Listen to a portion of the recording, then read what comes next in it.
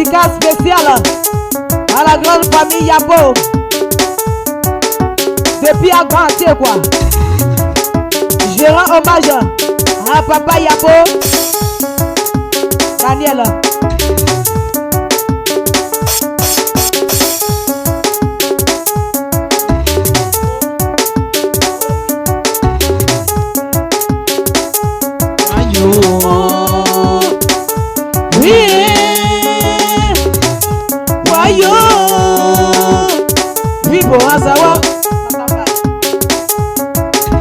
Oh,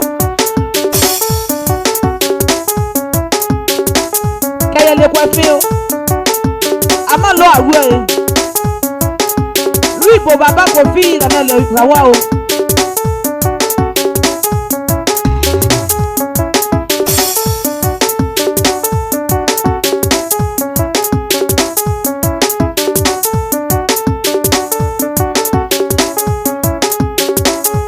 Wayo.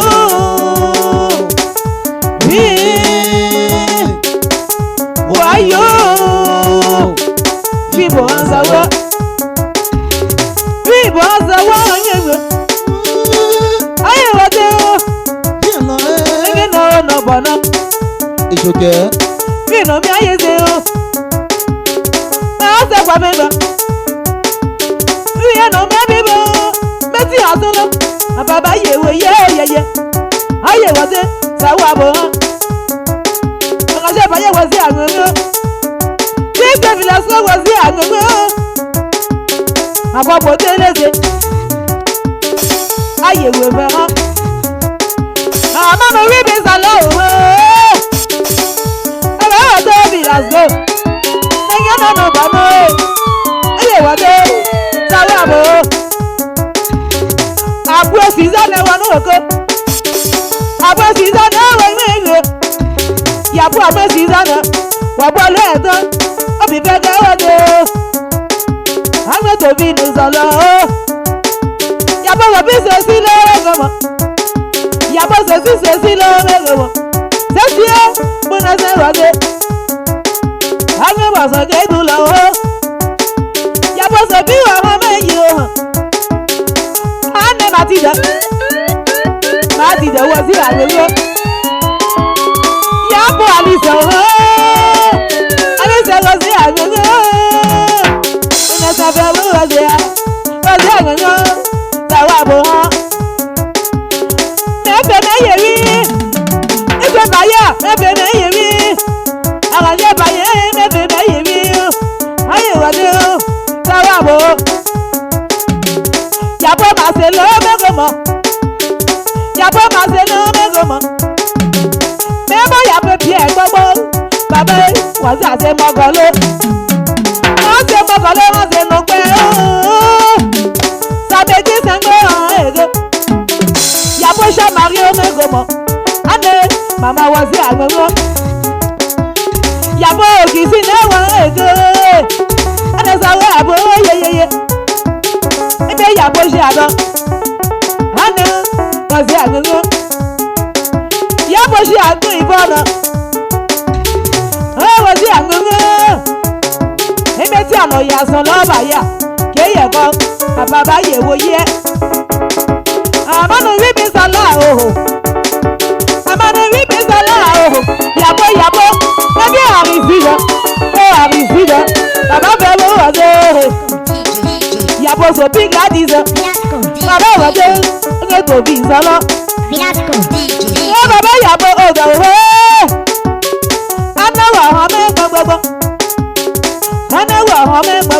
I know a tree. Now go, maybe, oh, yeah. It's okay. I'm on a ribbons allow.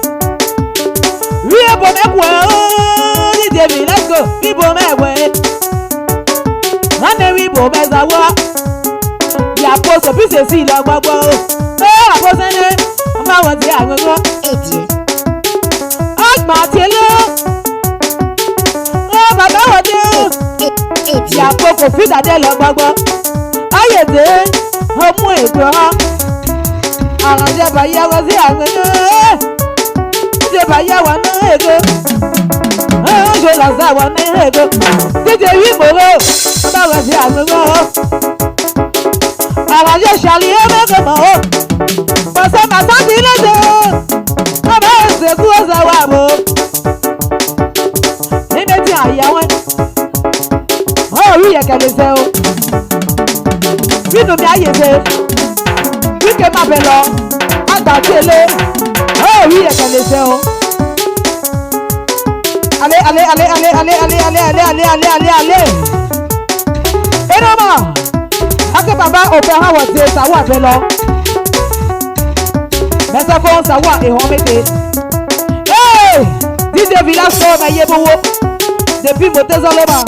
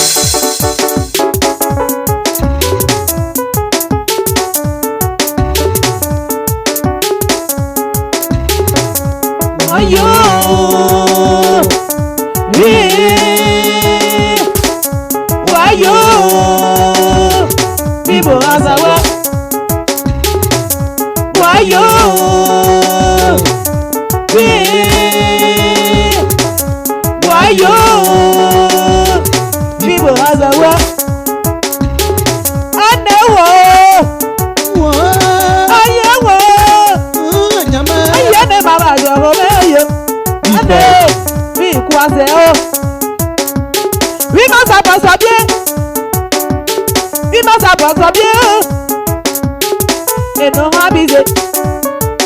Oh baba c'est beau baneo. Y'a beaucoup plus Daniel Ogogo. Asma tielo, simitier no me yelo. Simitier no me yelo. Y'a povia bano yawe. Y'a povia bano yawe. DJ Villasco, y'a povia bano yawe. Y'a povia bano yawe. DJ Villasco, y'a povia bano yawe. Y'a povia bano yawe. DJ Villasco, y'a povia bano yawe. Y'a povia bano yawe.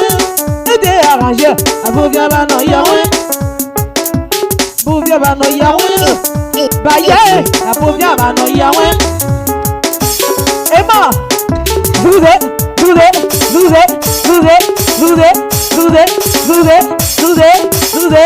Associé.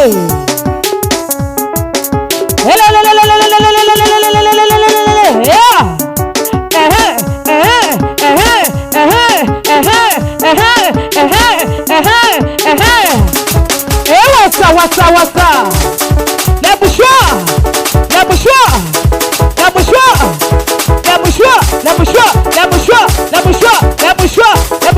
les bouchoirs. Au nom de la population de Songo Atié et de Agba Atié. Oh, je vais te dire, oh,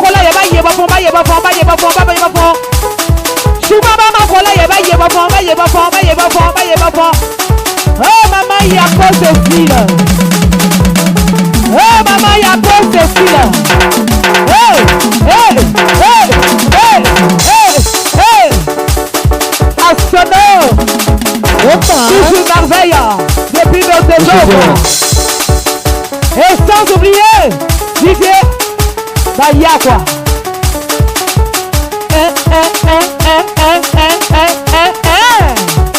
Petit malin.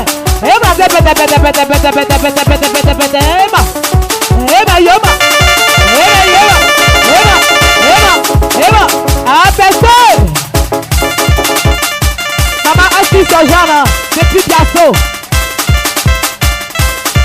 Y'a Potemba Nicolas, Adieu Djekena et à Capi Geoffroy.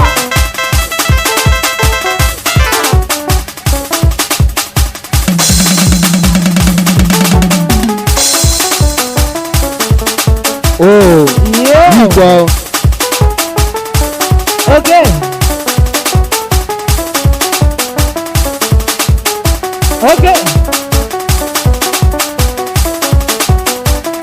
Oui, pendant que tu as fait des manières, tu as des manières de nager. Et pour me faire ça, bébé, ma bonne nager. Elle est belle, ça, bébé. Oh yeah. Oh.